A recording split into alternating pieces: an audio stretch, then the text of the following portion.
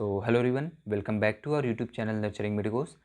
तो जैसा कि आपको पता है, हम लोग का ये जो सीरीज़ चल रहा है वो वन शॉट सीरीज़ चल रहा है। तो अगर आप लेक्चर नंबर 1 हम लोग का देखे होंगे ऑफ फार्मास्यूटिक्स सीरीज़, तो आपको उसमें पता लगा होगा कि हम लोग का जो लेक्चर नंबर 1 था वो हम लोग प्रिस्क्रिप्शन कंप्लीट कर चुके हैं। तो इसमें हम लोग ओवरऑल हो क्या रहा है कि एग्जैक्टली जो हमारा यूनिट 1 है फार्मास्यूटिक्स का, ठीक है, of B pharma semester first. तो उसमें है क्या कि जो आपका यूनिट 1 है उसमें 3-4 चैप्टर्स दिए हुए हैं, 4 चैप्टर्स, जैसे कि history of history of pharmacy, second है आपका डोजेस फॉर्म, थर्ड है आपका प्रिस्क्रिप्शन, फोर्थ है पोसोलॉजी। तो we have already done with the prescription part, ठीक है। वो जो आपका चैप्टर है एक प्रिस्क्रिप्शन, वो हम लोग कंप्लीट कर चुके हैं in one shot. You can just like check my I card where you can find the video, okay. After that like जो ये हमारा ये लेक्चर होने वाला है उसमें हम लोग पोसोलॉजी कंप्लीट करने वाले हैं इन वन शॉट।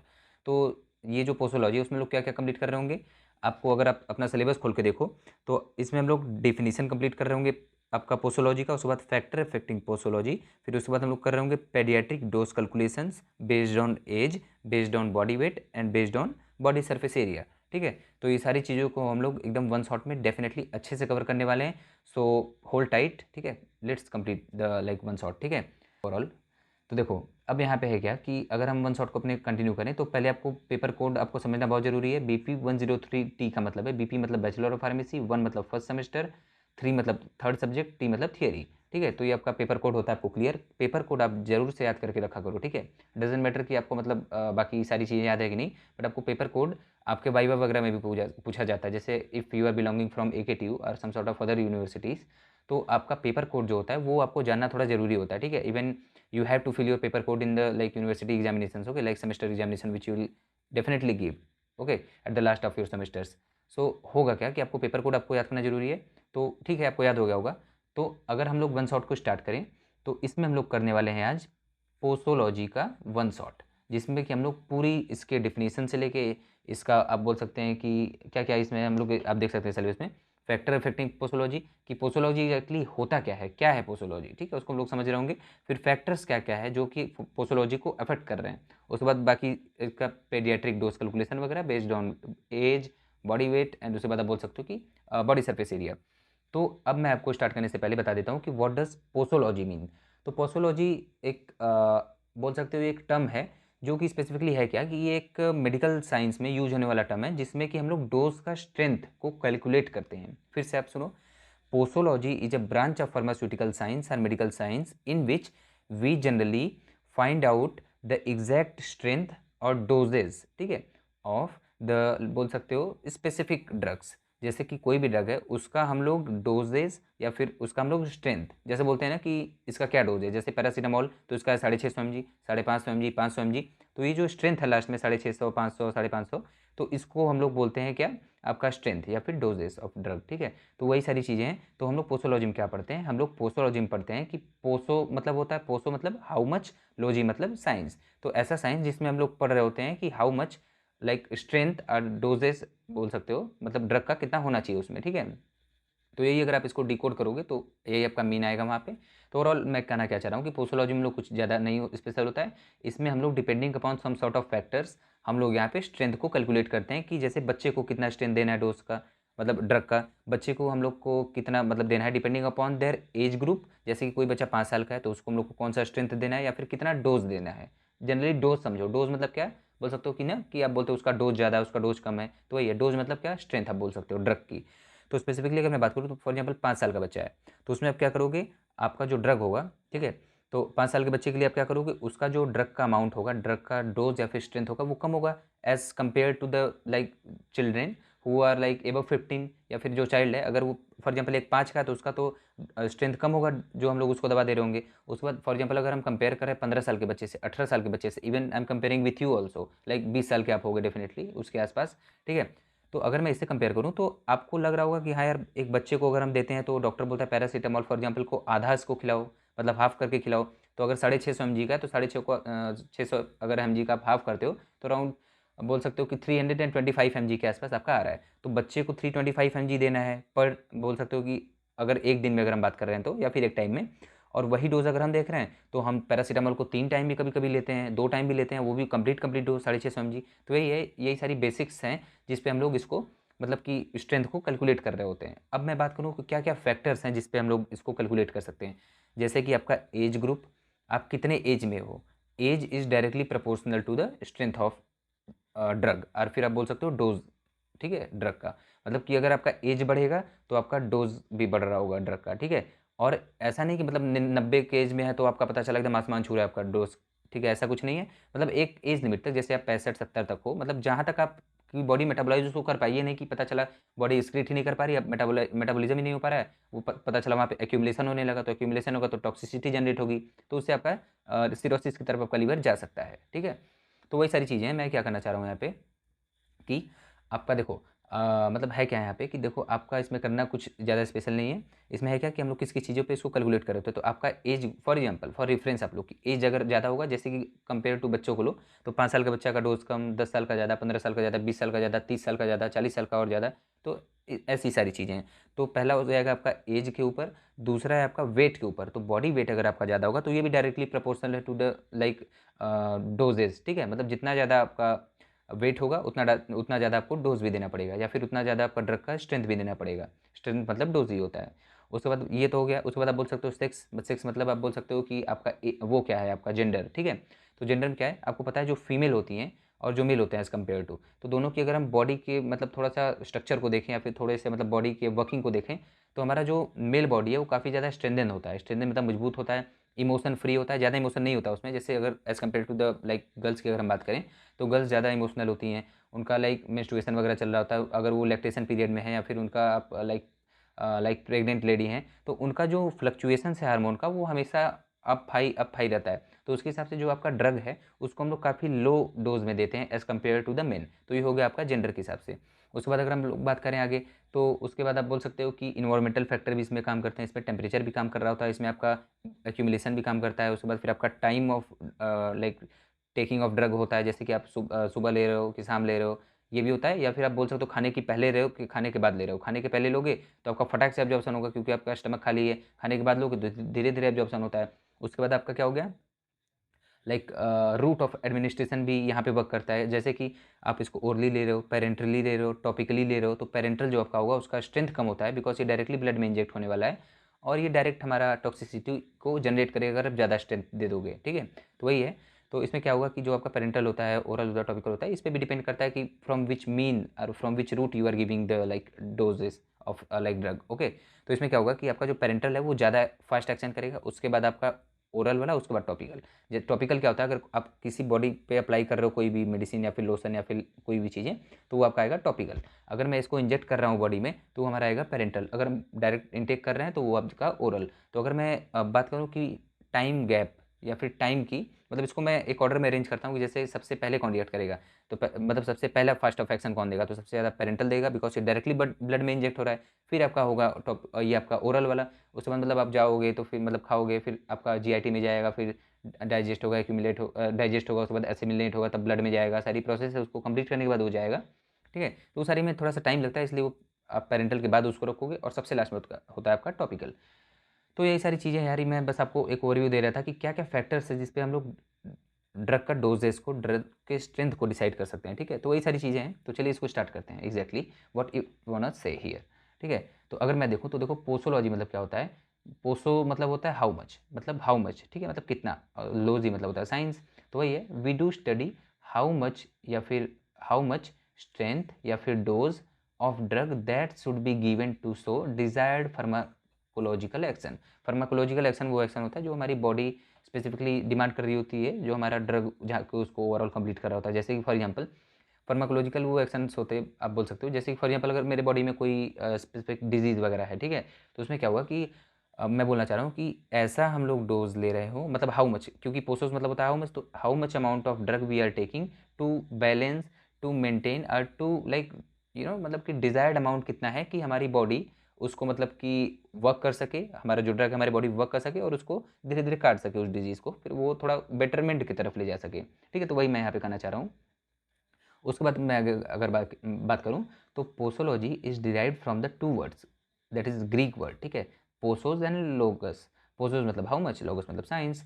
तो ये तो आपको समझ में आ ही गया होगा। अगर अब हम लोग बात करें, तो थोड़ा सा यहाँ पे मैं जूम करता हूँ। अगर अब हम लोग यहाँ पे बात करें, तो देखो ये क्या होता है, it deals with the doses या फिर क्वांटिटी या फिर स्ट्रेंथ ऑफ ड्रग। जो पोसोलॉजी है वो मतलब एग्जैक्टली किससे मतलब कि ओवरऑल क्या कर रहा होता है, किससे डील कर रहा होता है, तो आपके क्वांटिटी से डील करता है, आपके स्ट्रेंथ से, या फिर आप उसके डोज से। ठीक है, तो डोजेज, स्ट्रेंथ और क्वांटिटी तीनों सेम सेम हैं अभी तक के लेवल के लिए। जब आप फार्मास्यूटिकल इंजीनियरिंग वगैरह पढ़ेंगे तब आपको थोड़ा बहुत डिफरेंस जानने को मिलेगा, मैं बताऊंगा भी, लेकिन अभी आप ये जानो जो डोज है, जो स्ट्रेंथ है या फिर जो क्वांटिटी है, ऑल अराउंड ये सिमिलर होती है 99.9% केसेस में। अगर अब मैं बात करूं कि बट, ठीक है, can't fix easily, it depends upon, जैसे ये जितनी सारी चीज़ें मैं यहाँ पे मेंशन किया हूँ, इसमें है क्या कि अगर मैं आपको बोलूँ कि इतना भी आसान नहीं है पोसोलॉजी को कैलकुलेट करना। आप डॉक्टर के पास जाते होगे तो डॉक्टर पहले पूछता है कितने साल के हो आप, आपका एज क्या है, पूछता है ना, पूछता है, याद करो। आप अगर हॉस्पिटल जाते हो तो पूछता है आप कितने साल के हो, या फिर बोलता है वजन करा क्या हो। तो यही सारी है वो पोसोलॉजी वगैरह वहाँ पे भिड़ा रहे होते हैं, या फिर पोसोलॉजी आपको मतलब अप्लाई कर रहे होते हैं वहाँ पे। तो ये सारी चीज़ें उसके बेसिस पे आपको वो ड्रग का स्ट्रेंथ, ड्रग का डोज या फिर ड्रग की क्वांटिटी आपको प्रिस्क्राइब कर रहे होते हैं in the form of prescription. ठीक है, जो कि फार्मासिस्ट बाद में हैंडल करेगा, वो आपको डिस्पेंस कर देगा ड्रग। अगर मैं बात करूँ बाद में या फिर आगे, तो क्या क्या फैक्टर्स हैं जिस पे ये आपके मतलब कि बोल सकते हैं कि जिस पे ये डिपेंड कर रहा होता है कि मतलब एग्जैक्टली हाउ मच डोजेस, कितना होने वाला है डोज। ठीक है, तो वो डिसाइड किसी किसी चीज़ से होगा। देखो यहाँ पे वेट से, अरे यार ज़्यादा बड़ा हो गया ये, बोलेगा पहले आपके देखिए वेट से। ठीक है, वेट ज़्यादा तो आपका क्या होगा, स्ट्रेंथ ज़्यादा। एज ज़्यादा, ये आपको सुपरफिशियली मैं बता रहा हूँ, वेट ज़्यादा होगा तो वेट ज़्यादा यार, तो आपको स्ट्रेंथ भी ज़्यादा देना पड़ेगा। एज अगर ग्रुप ज़्यादा है तो आपको थोड़ा सा और ज़्यादा मतलब ड्रग देना पड़ेगा, तो ये भी डायरेक्टली प्रोपोर्शनल है। सेक्स मतलब अगर यहाँ पे ये मेल है तो यहाँ पे मोर मतलब ज़्यादा आपको ड्रग अप्लाई होगा। अगर यहाँ पे ये फीमेल है, ये देखो ये साइन मेल का है, ये फीमेल का है नीचे वाला। ठीक है, फीमेल में आपको थोड़ा सा कम अप्लाई होता है as compare to the male. ठीक है, अगर मैं टेम्परेचर के बारे में बात करूँ तो इसमें क्या होता है कि जो हमारा हाई टेम्परेचर एरियाज होते हैं, तो उसमें जैसे इक्वेटर वगैरह पे अगर जो भी आपका स्टेट वगैरह आ रहा है, तो स्पेसिफिकली उसमें होता क्या है कि जैसे जितना ज़्यादा टेम्परेचर उतना ज़्यादा फास्ट मेटाबॉलिज्म, उतना ज़्यादा ड्रग का एक्सक्रीशन फटाफट हो जाता है, तो उसके भी ये उस पर डिपेंड कर रहा होता है। ठीक है, अगर मैं क्लाइमेट के बारे में बात करूँ तो क्लाइमेट भी ये कुछ कुछ टेम्परेचर के रिलेशन में आ गया। अगर मैं डिजीज़ के बारे में बात करूँ तो डिजीज़ में क्या है, अगर आपको प्रायरली कोई डिजीज़ है तो उसमें भी हम लोग कैलकुलेशन थोड़ा सा मतलब उसको मैनेज कर रहे होते हैं। जैसे डॉक्टर आपसे पूछता है कि आप प्री डायबिटिक हो, क्या आप डायबिटिक हो, क्या आपको कोई प्रायर डिजीज वगैरह हैं, तो अगर हैं तो आप पहले से भी दवा ले रहे होगे, तो उसके हिसाब से हम उतना पीक पे अपना मतलब वो नहीं देते अपना डोजेस जो होता है ड्रग का। हम लोग उसको एक मतलब अच्छे से उसको पहले स्टडी करते हैं केसेस में कौन सी दवा प्रायर डॉक्टर चला रहा था, उसके हिसाब से हम अपने डोजेस को मैनिपुलेट करते हैं, उसमें हम लोग उसको अल्टर करते हैं। ठीक है, और टॉलरेंस क्या होती है, हमारी बॉडी उसको कितना टॉलरेट वगैरह कर पा रही है। ठीक है, मतलब कितना आप एक लेवल तक दे सकते हो। ठीक है, मतलब ऐसा नहीं कि आपका पता चला बॉडी 500 की डिमांड कर रही है एमजी की, आप पता 650 700 एमजी दे रहे हो, तो वो सारी चीज़ें। और जो मोस्ट इंपॉर्टेंट है वो आपका mode of administration. Mode of administration मतलब ये पेरेंट्रल, ओरल, टॉपिकल। ठीक है, तो ये सारी चीज़ें हैं आपका, इतना यहाँ पे देखो, ये आपका for example 3 mode of intake है ऑफ ड्रग्स। ठीक है, तो अगर मैं बात करूँ तो पेरेंटल, ओरल, टॉपिकल। पेरेंटल मतलब इंजेक्शन से लेना, ओरल मतलब by intaking through mouth, and which passes later through the GIT, gastro intestinal tract. और उसके बाद जो टॉपिकल होता है वो आपको शरीर पे डायरेक्ट अप्लाई करना होता है। ठीक है, तो मैं क्या यहाँ पे करना चाह रहा हूँ कि जो मोड ऑफ एक्शन है वो सबसे फर्स्ट किसका होगा, पेरेंटल, फिर आपका ओरल, फिर आपका टॉपिकल। उसके बाद अगर मैं बात करूँ टाइम ऑफ एडमिनिस्ट्रेशन की, तो टाइम ऑफ एडमिनिस्ट्रेशन क्या है कि अगर इसको आप बोल सकते हो कि इम्पटी स्टमक ले रहे हो, इम्पटी स्टमक, और या फिर इसको ले रहे हो आप फुल स्टमक में, मतलब आपका पेट भरा हुआ है तब ले रहे हो या पेट खाली है तब ले रहे हो। तो पेट अगर खाली है तो उसमें एब्जॉर्प्शन ज़्यादा होगा, वो पहले होगा, तो वो फटाक से फर्स्ट आपका एक्शन शो करेगा। उसके बाद अगर आपका फुल है स्टमक, खाने के बाद अगर ले रहे हो, तो आपका थोड़ा सा डिलेड रिस्पॉन्स शो करेगा। अब एडिटिव इफेक्ट क्या होता है, एडिटिव इफेक्ट क्या होता है कि जैसे आप फॉर एग्जांपल 2 से 3 ड्रग आप ले रहे हो, फॉर एग्जांपल मिनिमम 2 से 3 ड्रग, मोर देन 2 ड्रग्स, तो उसमें क्या है कि जो आपका फॉर एग्जांपल एक ड्रग है फिर दूसरा ड्रग है, तो ये कंबाइन करके आपको मतलब बोल सकते हो एडिटिव इफेक्ट शो करते हैं। जैसे एक ड्रग 2 ड्रग मिलके आपका एक एक मिलके 2 वाला मतलब रिस्पॉन्स शो करने लगते हैं, मतलब दोनों आपस में कंबाइन करके फार्माकोलॉजिकल जो एक्शन है वो बढ़ा के दिखाते हैं। ठीक है, मतलब वहाँ पे एडिटिव इफेक्ट शो करता है। सिनर्जिज्म मतलब आपका क्या होता है, सिनर्जिज्म मतलब आपका होता है कि मतलब ये सिनर्जिक इफेक्ट शो करता है। मतलब ये क्या है कि अगर आप फॉर एग्जांपल आप कोई एक दवा ले रहे हो फिर 2 दवा ले रहे हो, मतलब दोनों 2 3 दवा आप ले रहे हो आपस में, तो उसमें सिनर्जिस्टिक इफेक्ट आपको शो करता है। मतलब कि उसका जो फार्माकोलॉजिकल एक्शन होता है और दूसरे ड्रग का जो फार्माकोलॉजिकल एक्शन होता है, वो दोनों के इंडिविजुअल अगर इंडिविजुअली के दोनों के सम के मतलब मतलब बराबर होता है। ठीक है, मतलब कि फॉर एग्जाम्पल एक है एक का इंडिविजुअल इफेक्ट है, दूसरे का इंडिविजुअल इफेक्ट रखा, दोनों कंबाइन करके और अच्छा मतलब वहाँ पे स्ट्रेंथ शो कर रहे होते हैं या फिर और ज़्यादा अच्छा रिस्पॉन्स शो कर रहे होते हैं, फार्माकोलॉजिकल एक्शन वहाँ पे बेटर शो हो रहा होता है। एंटागोनिज्म मतलब क्या होता है? एंटागोनिज्म मतलब आपका होता है कि यहाँ पे मतलब फॉर एग्जांपल अगर कोई आप उसमें भी 2 ड्रग ले रहे हो, तो 2 ड्रग में क्या है कि एक ड्रग आपका बढ़ा के रिस्पॉन्स बता रहा है, दूसरा आपका घटा के बता रहा है। मतलब कि एक आपका पीक पे ले जा रहा है, दूसरा आपका घटा रहा है। तो मतलब दोनों अपोजिट है ना, जैसे for example this and this, ठीक है, अप एंड डाउन, तो आपका अपोजिट एक्शन शो कर रहा है, तो उसको हम लोग बोलते हैं एंटागोनिज्म, ठीक है। और एक्यूमुलेशन मतलब क्या होता है? अगर आपका बॉडी का एक्सक्रेशन कम है, हमारी बॉडी जो है ड्रग को मेटाबोलाइट करने के बाद उसका जो वेस्ट प्रोडक्ट है उसको अगर एक्सक्रेट आउट नहीं कर पा रही है, so what happens in your body? It generally start accumulating in your body, ठीक है। तो मतलब इसमें क्या होगा कि आपका एक्यूमुलेशन स्टार्ट होगा, उसकी वजह से it enhance the toxicity in your body, after that it cause some sort of diseases in your body, like CO2 का लेवल, जैसे एसिडिटी वगैरह आपका बढ़ रहा होगा, तो वो सारी चीज़ इसमें आएगी। अगर मैं नेक्स्ट बात करूँ ड्रग एलर्जी की, जिसको आप हाइपर सेंसिटिविटी भी बोलोगे, तो ड्रग एलर्जी क्या है कि अगर आपको किसी ड्रग से स्पेसिफिक एलर्जी है, तो उसका भी हम लोग, या तो अगर आपको उतनी नीड है उस ड्रग की नीड होगी, तो डॉक्टर आपको काफ़ी मिनिमल अमाउंट में जो आपका ड्रग है उसका स्ट्रेंथ दे रहा होगा, उसका डोज दे रहा होगा। या फिर अगर आपको किसी ड्रग के लिए एलर्जी है, तो उसको वो अल्टर करके दूसरा आपका सल्ट दे रहा होगा of the same pharmacological effect, ठीक है। तो वही सारी चीज़ें, इन्वायरमेंटल फैक्टर भी डिपेंड करता है, ठीक है, कि मतलब आप किस इन्वायरमेंटल फैक्टर में हो उससे भी मतलब इफेक्ट करता है। कोल्ड इन्वायरमेंट पे हो, लाइक उसके बाद फिर आप मतलब हाई टेम्परेचर सेंसिटिव एरिया वगैरह में हो, तो वो सारी चीज़ें। तो इतना सारा जो है ये आपका क्या है, ये आपका है फैक्टर्स अफेक्टिंग पोसोलॉजी या फिर स्ट्रेंथ ऑफ ड्रग्स, ठीक है। सो होप आपको इतना समझ में आया होगा। अगर हम लोग आगे बात करें तो इसमें देखो क्या है कि अगर हम बात करें, अब फटाफट से उसको बात कर लेते हैं जो हम लोगों ने ऊपर 200 पॉइंट 7-8 पॉइंट जो मेंशन किए थे, ठीक है। तो अगर मैं जेंडर के बारे में बात करूँ, तो इसमें क्या है कि जो फीमेल होती है और जो मेल होता है, तो होता क्या है कि जो डोज स्ट्रेंथ होता है are not always same for both gender, ठीक है। मतलब दोनों जेंडर के लिए डोज का स्ट्रेंथ ऑलवेज सेम नहीं होता।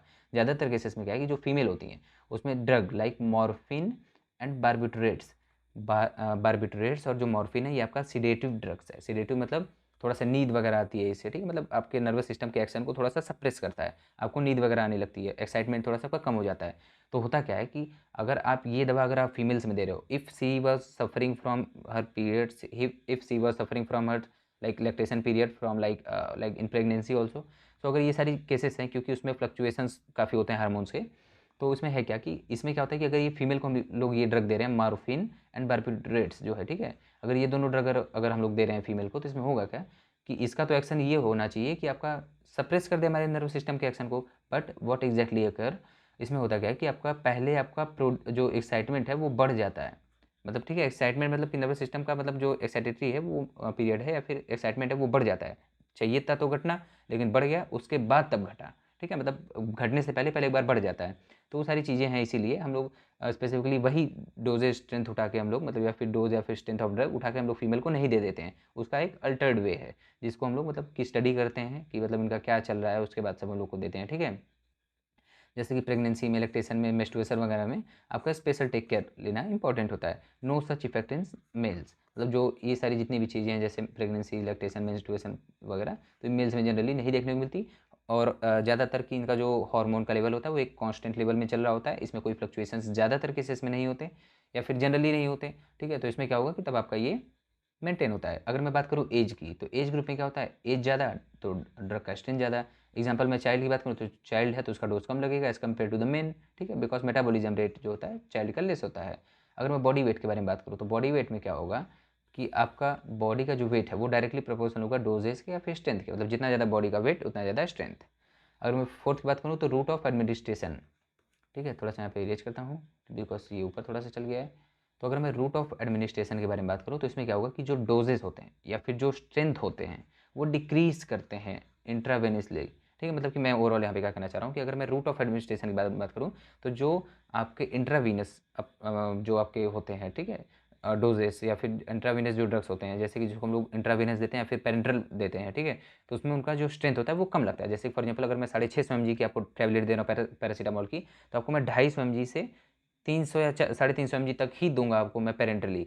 दिस इज बिकॉज कि आपको जीआईटी से उसमें ट्रैक्ट से पास होना रहता है टैबलेट को, उसके बाद ये ब्रेक डाउन करते करते करते करते आपके 250-300 तक ही बचता है एट लास्ट, आपके ब्लड में जो एसिमिलेट वगैरह हो सकता है, एब्जॉर्ब जो होता है। अगर मैं बात करूँ डायरेक्ट पेरेंटल प्रोडक्ट की, तो 250-300 इसीलिए होता है इतना कम as compare to the oral like forms, doses forms. तो उसमें ये होता है कि ये डायरेक्ट हम लोग ब्लड में डाल रहे होते हैं, जो प्रोसेस वहाँ से हो के लास्ट में आ रहा है वो हम तुरंत दे दे रहे हैं। तो उतना ज़्यादा हम नहीं देते हैं, जितना देना चाहिए उतना ही हम लोग इसमें देते हैं, ठीक है। तो इसमें क्या होता है कि आपका फार्माकोलॉजिकल एक्शन अच्छा सो भी करता है, फास्ट मोड ऑफ एक्शन भी होता है पेरेंटल का। और उसके बाद सबसे मेजर इंपॉर्टेंट जो बात है कि ये हमारा काफ़ी ज़्यादा मतलब कि एक तुरंत अगर हमको फॉर एग्जांपल कोई इफेक्ट चाहिए, फॉर एग्जांपल कोई बहुत सीवियर केसेस में रन कर रहा है, ठीक है, तो उसमें हमको तुरंत मतलब कि अगर चाहिए इफेक्ट तो हम पेरेंटली उसको प्रीफर करेंगे, डिपेंडिंग अपॉन द नीड यार, ठीक है। और अगर मैं बात करूँ तो देखो पेरेंटल, ओरल, टॉपिकल, तो इसमें क्या होता है, पेरेंटल में स्ट्रेंथ कम होता है, ओरल में स्ट्रेंथ थोड़ा सा ज़्यादा और टॉपिकल में सबसे ज़्यादा। जैसे फॉर एग्जांपल अगर मैं 250 mg है ये आपका पेरेंटल में लगेगा, तो 650 mg आपका ओरल में लगेगा। ये मिलीग्राम है, 650 mg 250 mg मिलीग्राम। बट अगर मैं टॉपिकल बारे में बात करूँ तो इसमें आप चाहे जितना अप्लाई कर सकते हो। मैं आपको लेक्चर नंबर 1 में भी बताया था, जिसमें हम लोग प्रिस्क्रिप्शन का वन शॉट कर रहे थे। अगर आपको प्रिस्क्रिप्शन में थोड़ा भी डाउट है किसी भी पार्ट ऑफ प्रिस्क्रिप्शन, हैंडलिंग वगैरह, एरर वगैरह में, तब जाके उसको देख लो, कंप्लीट वन शॉट। आपको उसमें कोई भी चीज़ एक्स्ट्रा जानने की ज़रूरत नहीं पड़ेगी। उसके बाद आपको मोर देन इनफ जो होता है वो हम लोग वहाँ पे आपको मतलब देने की कोशिश कर रहे हैं। और मोस्ट इंपॉर्टेंट थिंग, अगर आपको लिखने में प्रॉब्लम होती है पेपर को, तो हम लोग उसमें ये हम लोग बिलीव रखते हैं कि हम लोग मतलब आपको ऐसा एक्सप्लेन कर देंगे कि आपको याद करने की ज़रूरत नहीं होगी, आप उसको बस समझ लो, आप वहाँ पे अच्छे से लिख लोगे जो मैं यहाँ पे आपको एक्सप्लेन करने की कोशिश कर रहा हूँ, ठीक है। तो वही है यार, ठीक है। अगर मैं बात करूँ पेरेंटल की, तो इसमें क्या होता है, डायरेक्टली ये हमारा मतलब इंजेक्ट होता है हमारे ब्लड में, इसलिए आपका टॉक्सिसिटी वगैरह भी इंक्रीज कर सकता है if you will give more amount, ठीक है। अगर अब मैं बात करूँ तो इसमें क्या है कि अगर टाइम ऑफ एडमिनिस्ट्रेशन के बारे में बात करें तो इसमें क्या है कि अगर हमारा स्टमक फुल है तो इसमें क्या होगा, एब्जॉर्प्शन थोड़ा सा फास्ट होगा, ठीक है। सॉरी, हाँ, अगर हमारा स्टमक फुल है अगर मैं बात करूँ, अगर भरा हुआ है तो एब्जॉर्प्शन स्लो होगा, ठीक है, इसलिए डोजेज भी आपको ज़्यादा लगेंगे। अगर मैं एम्प्टी स्टमक के बारे में बात करूँ तो आपका फास्ट होगा, रैपिड होगा और काफ़ी फास्ट होगा, तो डोज भी यहाँ पे कम लग रहा होगा, ठीक है। अगर मैं सिक्स्थ की बात करूँ तो इन्वायरमेंटल फैक्टर्स, तो इन्वायरमेंटल फैक्टर्स क्या क्या हो सकते हैं, जैसे कि इसको आप ध्यान से देखना, ये आपका मोस्ट इंपॉर्टेंट थिंग है। अगर मैं इन्वायरमेंटल फैक्टर्स की बात करूं तो इसमें क्या क्या है, ध्यान से सुनो। जो हमारा डे लाइट होता है वो हमारा स्टिमुलेंट की तरह काम करता है, ठीक है। ये हमारा डे लाइट स्टिमुलेंट की तरह काम करता है, ये हमारे ड्रग के एक्शन को या फिर इफेक्ट को इन्हेंस करता है। और सुनो, और जो हमारा डार्क होता है या फिर नाइट होता है या फिर डिमिनिशिंग होता है, वो हमारा क्या करता है, वो हमारा सिडेटिव की तरह काम करता है, जिसमें कि हिप्नोटिक्स वगैरह मतलब कि आपके काम आते हैं या फिर उसमें होते हैं। और हिप्नोटिक्स हमारा ज़्यादातर नाइट में ही काम करता है। और ये हमारा क्या करता है, सिडेटिव्स मतलब होते हैं, ठीक है। सिडेटिव मतलब आपका नर्वस सिस्टम के एक्शन को स्लो डाउन करता है वो ड्रग्स। तो मतलब मैं क्या बताऊँ, अगर आप दिन में निकल रहे हो तो आपका अचानक से नींद खुल जाता है, रात में आपको नींद आती है, बायोलॉजिकल क्लॉक भी हमारा रात को सोना, ठीक है। तो वही सारी चीज़ें हैं कि डे लाइट हमारा स्टिमुलेंट्स होता है, मतलब इफेक्ट को इंक्रीज करता है, इन्हेंस करता है, ठीक है। और डिमिनिशिंग जो होता है या फिर डार्क होता है वो हमारा सिडेटिव की तरह काम करता है या फिर हिप्नोटिक्स की तरह, और वर्क एट नाइट, ठीक है। किधर गया भाई माउस। हाँ, अगर मैं और बात करूँ तो अगर मैं बार्बिट्यूरेट्स के बारे में बात करूँ, ये एक ड्रग है, ये आपके सिडेटिव पिल्स है जो आपको मतलब नर्वस सिस्टम के एक्शन को स्लो डाउन करती है। तो मैं बात करूँ दिन में, इसको आपको ज़्यादा देना पड़ेगा, क्योंकि दिन में तो हमारा बायोलॉजिकल क्लॉक ऐसे सेट किया गया नहीं है नेचर के द्वारा। हमारा ये है कि हमको नींद तो रात में लेनी है भाई, दिन में सो ले रहे हो दोपहर में वो अलग सी बात है। अच्छा, तो कौन कौन दोपहर में सोता है यार, हमको कमेंट करके बताए तो। सोते तो हम लोग भी हैं भाई। अच्छा, कितने सोते हो। हम लोग अराउंड जानते हो दोपहर में अराउंड मान लो कि 3 घंटे 4 घंटे हो जाता है डेली का, ठीक है। 4 घंटे, कभी कभी 5 घंटे भी हो जाते हैं। तो है क्या कि अगर आपको सिडेटिव पिल्स लेने हैं, या यहाँ पे सिडेटिव पिल्स का एग्जांपल है बार्बिट्रेट्स, ठीक है। तो अगर हम लोग बार्बिट्रेट्स ले रहे हैं तो दिन में हमको डोजेज का स्ट्रेंथ बढ़ाना पड़ेगा हमको नींद लाने के लिए, नर्वस सिस्टम के एक्शन को डिक्रीज करने के लिए। बट अगर रात की बात करें तो आपको डोजेज काफ़ी कम लगेंगे, बिकॉज हम लोग का बायोलॉजिकल क्लॉक जो है वो भी सपोर्ट कर रहा होगा हमारे स्लीपिंग को, और हम लोग थोड़ा सा ड्रग भी दे देंगे तो भी काम हो जाएगा। अगर मैं बात करूँ 7th पॉइंट की, तो इसमें क्या होगा, इमोशनल फैक्टर्स कौन कौन से हो सकते हैं। तो आपको पता है females are so much emotional यार, इसमें इनका इमोशन काफ़ी ज़्यादा होता है पीक पे। तो इसमें क्या होता है, इसके लिए इनका ड्रग का जो डोजेज है वो कम होता है। और मेल की बात करें तो दे आर इमोशनलेस, मतलब ऐसा नहीं है कि इमोशनलेस होते हैं यार, but as compare to the girls they so less emotion, ठीक है। तो उसके वजह से इनका नॉर्मल सा है, जितना इनको लगना चाहिए उतना इनको ड्रग लग रहा होता है, ठीक है। अगर मैं बात करूँ प्रेजेंस ऑफ डिजीज़ के बारे में, तो लेस डोज रिक्वायर्ड होता है because affect the presence of disease. जैसे कि हमारा क्या है कि हम लोग जो अगर कोई भी डिजीज़ आपके बॉडी में प्रेजेंट है तो हम लोग करेंगे क्या कि डिजीज़ के प्रेजेंट होने के कारण हम लोग प्रायर स्टडी करेंगे इनकी कि अच्छा इनको डिजीज़ थी, ये ड्रग चल रही थी, तो उसके वजह से हम लोग दवा को भी काफ़ी और ध्यान से उसको हम लोग रन कर रहे होंगे, चलवा रहे होंगे नया वाला दवा। दिस इज बिकॉज कि उनको प्रीवियस जो डिजीज़ है उसको ये इन्हेंस ना कर रहा हो, ठीक है, वो सारी चीज़ें हैं। और अगर मैं एक्यूमुलेशन के बारे में बात करूँ 9th पॉइंट की, तो एक्यूमुलेशन में क्या है, if more uses of drugs ठीक है। तो ये हमारा क्या करेगा, अगर हम लोग ड्रग का ज़्यादा यूज कर रहे हैं तो हमारा स्लो एक्सक्रेशन होगा, क्योंकि जितना निकल रहा है, ठीक है, उससे ज़्यादा भर दे रहे हो तो वो है। अगर यूज हम लोग मोर ज़्यादा कर रहे हैं और निकल कम रहा है, ठीक है, एक्सक्रेशन स्लो है, तो this cause the buildup of drug accumulation, ठीक है, कॉज टॉक्सिसिटी। तो मैं आपको ये बता ही चुका था। अगर मैं बात करूँ लास्ट एडिटिव इफेक्ट के बारे में, तो इसमें क्या होता है, 1+1 2 का फंडा होता है। If any two drug using, ठीक है, it it cause some of its effects so interested so increase pharmaceutical actions. फिर से सुनो, इसमें क्या होता है, एडिटिव इफेक्ट में आपका होता है 1+1 2 की तरह आपका काम करता है, ठीक है। इसमें क्या होता है कि if any to drugs using, ठीक है, अगर आप कोई 2 ड्रग यूज कर रहे हो या फिर उससे ज़्यादा, तो क्या होगा, it cause some of its effect. जैसे ये क्या करेगा, इसका जितना इफेक्ट्स है उसको सम की तरह यूज करेगा, सम करके आपको आउटकम देगा। और क्या करेगा, and so increased pharmaceutical action, और ये हमारा जो फार्मास्यूटिकल एक्शन है उसको इंक्रीज करके शो कर रहा होगा। अब 11th पॉइंट, सिनर्जिज्म मतलब क्या होता है। इसमें क्या होता है, व्हेन 2 और more drugs are used in combination. अगर हम लोग कोई 2 ड्रग या फिर उससे ज़्यादा ड्रग अगर हम लोग कॉम्बिनेशन में हम लोग यूज कर रहे हैं, तो हुआ क्या, their action is increased called synergism, ठीक है। अगर मैं बात करूँ एंटागोनिज्म की, तो एंटागोनिज्म में क्या है, वही चीज़ है, when one drug is opposed of its action, ठीक है, और when drug of one, like when, क्या मैं पढ़ रहा हूँ यार, सॉरी। तो मैं आपको यहाँ पे क्या बता रहा था कि when action of one drug, ठीक है, opposed by other is called antagonism. मतलब आप for example if you are taking 2 drugs here, okay, then what exactly happen in your body, कि if for example you have taken 2 drugs, okay, so first drug showing you the like enhancement effect, after that second drug is showing you decrement effect, ठीक है। मतलब कोई एक दवा है जो आपको थोड़ा सा आपके सिस्टम को इन्हांस कर रहा है या फिर उसको एक्साइटरी पोजीशन में ले रहा है, दूसरा आपको मतलब थोड़ा सा डिले कर रहा है उसको, या फिर डिक्रीज कर रहा है उसके फंक्शंस को। तो ये दोनों क्या करेंगे, आपस में भिड़ के आपका एंटागोनिज्म शो करेंगे, ठीक है, एंटागोनिस्टिक इफेक्ट शो करेंगे, जो कि ओवरऑल आपका नेट कॉज करेगा आपके डिक्रीज, मतलब होगा उसका जो ओवरऑल सिस्टम है, ठीक है, इफेक्ट को डिक्रीज करेगा। अगर मैं लास्ट की बात करूँ, तो we have done with the like effects, ठीक है। तो हम लोग क्या देख रहे थे, हम लोग पोसोलॉजी स्टडी कर रहे थे, जिसमें हम लोग डिफिनीशन हम लोग पढ़ चुके, और उसके बाद हम लोग पढ़ चुके हैं क्या, जो मतलब कि क्या क्या इसके मतलब फैक्टर्स अफेक्टिंग पोसोलॉजी क्या क्या होते हैं, ठीक है। तो सारे फैक्टर्स 10 या 11 फैक्टर हम लोग पढ़ चुके हैं। तो अब हम लोग बात करने वाले हैं formulation used in calculation of paediatric doses. अब ध्यान देना, आप हम लोग पढ़ने वाले हैं फॉर्मूले। देखो आप सिलेबस अगर उठा के देखो तो आपका क्या था, पोसोलॉजी का आपका डिफिनीशन था, फैक्टर्स अफेक्टिंग पोसोलॉजी। थर्ड हमारा था like formulation used in calculation of paediatric doses, ठीक है। मतलब कि क्या क्या फार्मूलाज हैं, क्या क्या फार्मूलाज हैं जिसको हम लोग अप्लाई करके पेडियाट्रिक डोजेस को कैलकुलेट कर सकते हैं, सिंपल सा फंडा। अब ध्यान से समझना, इसके ध्यान से समझना, इसके ऊपर हम लोग क्वेश्चंस भी आपको कराने वाले हैं, मैं करके भी आपको सॉल्व करके भी बताऊंगा, तो ध्यान देना। अब इसको सुनो, ये आपके एग्जाम में भी पूछा जाता है 1-2 नंबर में। है क्या कि तीन तीन मैं आपको फॉर्मूले बता रहा हूँ जिससे आपकी अच्छे से कैलकुलेट भी कर सकते हो, और ये आपके एग्जाम में भी मोस्टली पूछे जाते हैं, ठीक है। तो मैं बात करूँ तो पहला है आपका क्लर्क्स फार्मूला। बाकी जितने भी 1-2 और बचते हैं उसमें आपका पूछा नहीं जाता एग्जाम में, ठीक है।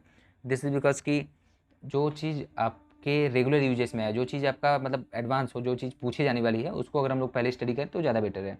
तो अगर मैं क्लर्क्स फार्मूला के बारे में बात करूँ, फिर से स्पेलिंग देखो, क्लर्क्स फार्मूला, ठीक है। तो इसमें क्या है, चाइल्ड डोज का जो आपका फार्मूला क्या है, क्योंकि हम लोग formulation used in calculation of paediatric doses, ठीक है, हम लोग पेडियाट्रिक डोज का मतलब कैलकुलेशन कर रहे हैं। तो इसमें है क्या कि अगर हम लोग चाइल्ड डोज को कैलकुलेट कर रहे होंगे तो इसमें क्या होगा कि वेट इन केजी, हम लोग का क्या फॉर्मूला है, weight in KG divided by 70 into adult dose.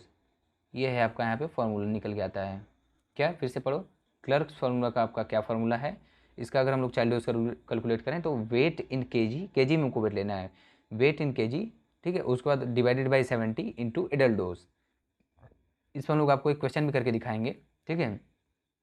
और उसके बाद सेकंड है आपका क्या, सेकंड है आपका डेलिंग्स फार्मूला, ठीक है। डेलिंग्स फार्मूला में क्या है आपका 12 to 20 ईयर ऑफ एजेस में हम लोग इसको कैलकुलेट करते हैं, जो आपका बच्चा 12 से 20 ईयर के एज ग्रुप के बीच में है उसके लिए फार्मूला अप्लाई होता है। अगर मैं बात करूँ चाइल्ड डोज के बारे में, तो ठीक है, चाइल्ड डोज में क्या होता है, एज इन ईयर्स, इसका फॉर्मूला क्या है, एज इन ईयर्स मतलब आपका क्या है, for example I am 20 year old, तो क्या होगा, एज इन ईयर मेरा 20 है, यहाँ पे फिर मैं नीचे भी 20 रख दूंगा, उसके बाद फिर आप मल्टीप्लाई कर दो एडल्ट के डोज से। तो ये एक रेफरेंस से हम लोग इसमें ओवरऑल कैलकुलेट कर रहे हैं, ठीक है, मतलब कि एडल्ट डोज के रेफरेंस से हम लोग चाइल्ड का डोज कैलकुलेट कर रहे हैं, ठीक है। तो उसका फॉर्मूला क्या निकल के आता है, डेलिंग्स फार्मूला का, कि अगर हम लोग को चाइल्ड या फिर चाइल्ड डोज हम लोग को कैलकुलेट करना है in between the age group of 12 to 20 years, तो आपको क्या है, आपको age in years divided by 20 into adult dose, ठीक है। तो ये है आपका ओवरऑल फार्मूला निकल के आता है। अब ये फार्मूला आपको अप्लाई करना है if they will ask about dealings formula, ठीक है। अगर मेथड के बारे में बात करूँ तो ये आपका मोस्ट इंपॉर्टेंट है, यंग्स फार्मूला, ये आपको कई बार पूछा गया है, ठीक है। तो अगर मैं यंग्स फार्मूला के बारे में बात करूँ तो इसमें क्या है, 1 to 12 ईयर ऑफ एजेस के लिए ये होता है, 1 to 12 ईयर ऑफ एजेस के लिए, ठीक है। तो इसमें क्या है, अगर मैं चाइल्ड डोजेस की कैलकुलेशन के बारे में बात करूँ तो इसका फॉर्मूला क्या निकल के आता है, ध्यान दो, एज इन ईयर, ये आपका 12 है, ठीक है, प्लस 12। तो इसमें क्या है, एज इन ईयर, आपको ऊपर क्या रखना है, एज को रखना है इन ईयर्स, ठीक है। मतलब जैसे मैं 20 साल का हूँ तो for example I have to like submit here 20 years, okay. तो इसमें क्या है, एज इन ईयर मतलब 20 अपॉन एज, जैसे फॉर एग्जाम्पल मैं बता रहा हूँ कि फॉर एग्जाम्पल यंग्स फॉर्मूला के लिए अगर पैरासीटामोल का अगर जो आपका एडल्ट डोज है वो 650 mg है, ठीक है, और मेरी एज है 20 ईयर। तो अगर आपको इसको अप्लाई करना है यंग्स फार्मूला में तो आप क्या करोगे, आपको करना ये है कि एज इन ईयर मतलब मेरा 20 ईयर्स का एज है, प्लस एज क्या है फिर 20 प्लस 12 इंटू 650 mg कर दो। अब इसको मल्टीप्लाई करोगे तो थोड़ा सा मैं आपको करके यहाँ पे बता देता हूँ। अगर आप यहाँ आपको करोगे तो आपका 20 हो जाएगा अपान 32 हो जाएगा, फिर इंटू 650, फिर इसको आप मल्टीप्लाई करके डिवाइड करके अपना निकाल लो, ठीक है, मल्टीप्लाई वगैरह करके। तो आपका जो आएगा वो हमारा आएगा चाइल्ड डोज के लिए, या फिर हम बोल सकते हैं 20 ईयर ऑफ एजेस के लिए, ठीक है। तो ये सारी चीज़ें हैं बिकॉज अब ध्यान देना, जितनी भी मैं चीज़ें अभी को सॉल्व किया हूँ ये क्या ये सही है, कमेंट करके हमको बताओ।